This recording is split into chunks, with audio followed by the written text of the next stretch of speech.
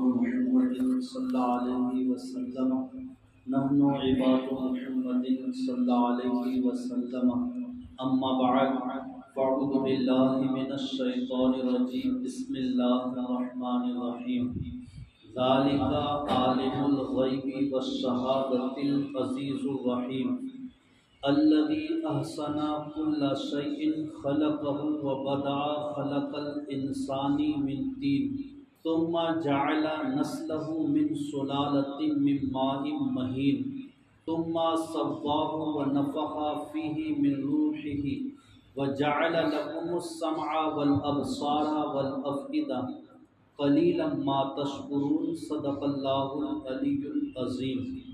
یہ ہے ہر عیاں اور نہاں کا جاننے والا، وہی عزت والا ہے، وہی رحمت والا، وہی ہے جس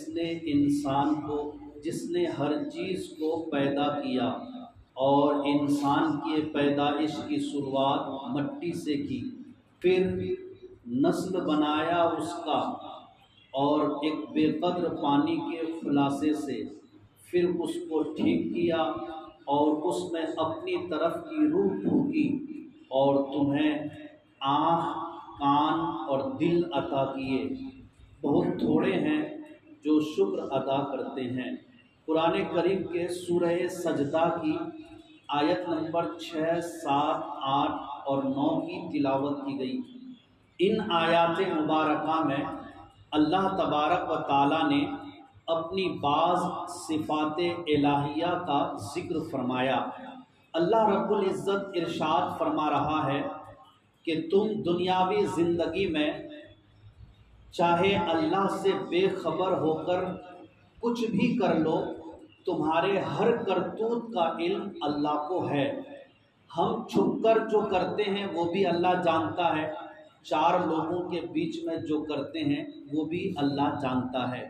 رب کائنات نے ارشاد فرمایا، اگر تم اللہ تبارک و تعالی یہ سوچتے ہو کہ میں دنیا سے چھپ کر جو کام کر رہا ہوں اس حالت میں مجھے خدا بھی نہیں دیکھتا، تو یہ ہماری سوچ بہت غلط ہے۔ ہم اس کرتوت کی بنیاد پر اللہ تبارک و تعالیٰ کی پکڑ میں آئیں گے، اور اللہ اس بات پر قدرت رکھتا ہے کہ ہمارے گناہوں پر، ہماری بدعمالیوں پر، ہماری نافرمانیوں پر ہمیں سزا دے۔ اس کے بعد اللہ نے فرمایا، الذی احسن کل شیء خلقہ، اللہ نے ہر چیز کو حکمت کے تحت خوب ٹھیک بنایا ہے۔ جس کو جیسا بنانا تھا اللہ نے اس کو ویسا ہی بنایا ہے۔ انسان کے لیے جیسے چہرے، ناک، نقشے، ہاتھ، پیر کی ضرورت تھی، اللہ نے انسان کو ویسا دیا ہے۔ دیگر مخلوقات کے لیے جس طرح کے چہرے، پیر اور ہاتھ، ناک، کان، نقشے کی ضرورت تھی اس کو ویسا دیا ہے۔ اللہ کی بنائی ہوئی کسی بھی چیز میں آپ عیب نہیں نکال سکتے۔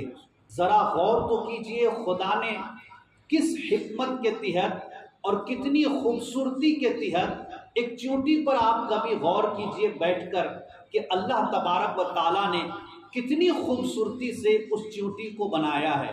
ایک چیونٹی کا ڈیزائن جس طرح سے ہونا چاہیے، اس کے جسم، باڈی کے اوپر جس طرح کے ناک، نقشے، آنکھ، کان فٹ ہونے چاہیے، اللہ تبارک و تعالیٰ نے چیونٹی کے لیے ویسا ہی بنایا ہے۔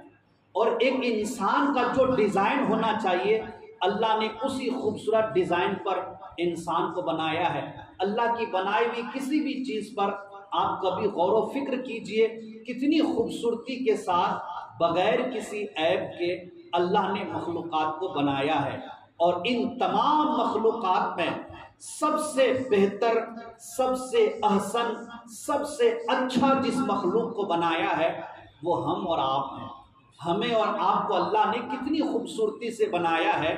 ذرا توجہ دیجئے، کائنات کی جتنی بھی مخلوقات ہیں جب وہ بھوک کا محتاج ہوتے ہیں، اناج کا محتاج ہوتے ہیں، تو اپنا منہ خود اناج کے پاس لے کر جاتا ہے اور اسے چنتا ہے، کھاتا ہے۔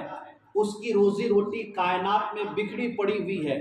جب اسے بھوک لگتی ہے تو وہ اچھی اور گندگی میں تمیز نہیں کرتے، جہاں پر اس کا دانہ گرا ہوا ہوتا ہے وہیں پر اپنا منہ رکھتا ہے اور اپنی بھوک کی آنکھ بجھا لیتا ہے۔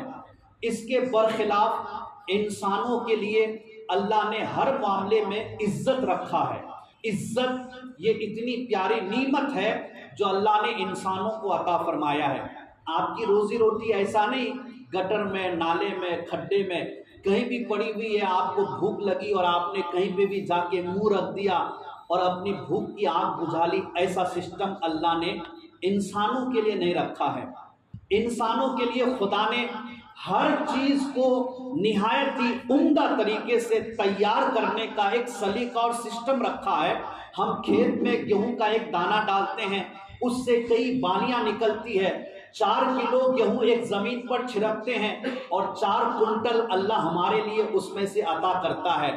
پھر ہم اسے فریش کرتے ہیں، کسی مشین میں لے جا کر اس کا آٹا بناتے ہیں، گھر لے آتے ہیں، عزت کے ساتھ ہماری مائیں بہنیں اس کو گوندتی ہے اور خوبصورت طریقے پر ایک اناج ہمارے لیے تیار کرتی ہے جس کا نام روٹی ہوتا ہے۔ پھر بھی اللہ نے ہمیں اناج کے سامنے جھکنے نہیں دیا۔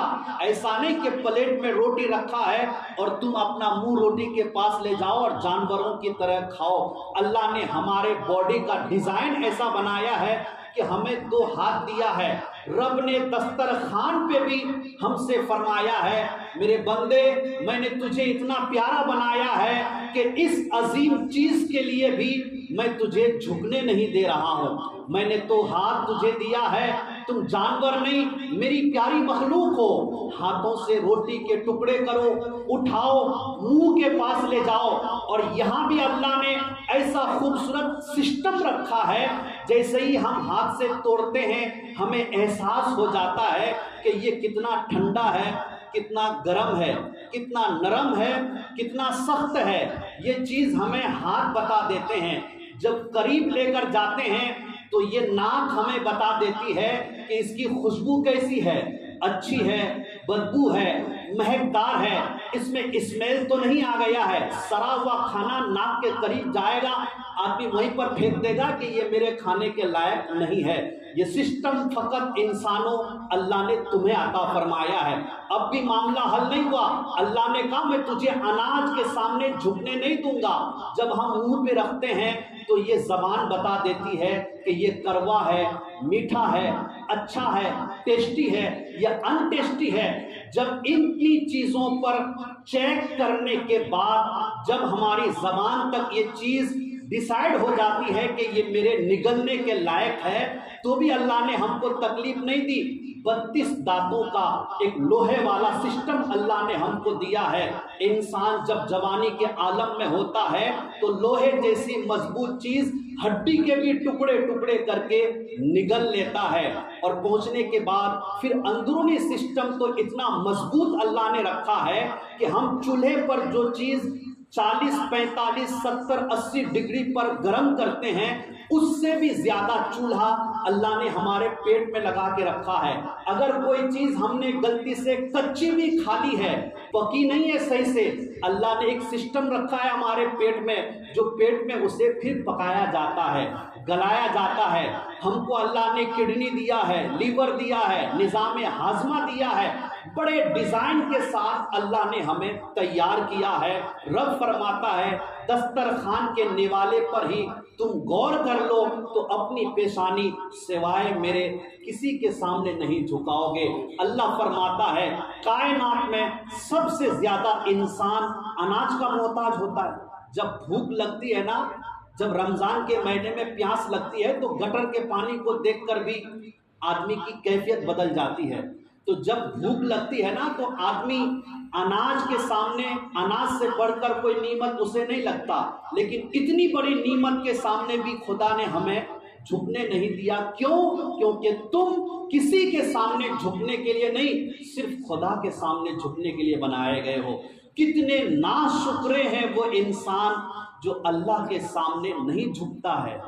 اللہ کی صدائیں سنتا ہے، روز اللہ اسے بلاتا ہے، جھکنے کا موقع دیتا ہے، پھر بھی اپنی پیشانی خدا کے سامنے نہیں جھکاتا ہے، اس سے بڑا ناشکرا کون ہوگا؟ اللہ فرماتا ہے اتنا سب کچھ کرنے کے باوجود بھی قلیلا ما تشکرون، تم میں سے بہت ہی کم ایسے لوگ ہو جو میرا حق مانتے ہو، میرا شکر ادا کرتے ہو۔ اللہ مجھے اور آپ کو شکر ادا کرنے کی توفیق عطا فرمائے۔ آمین۔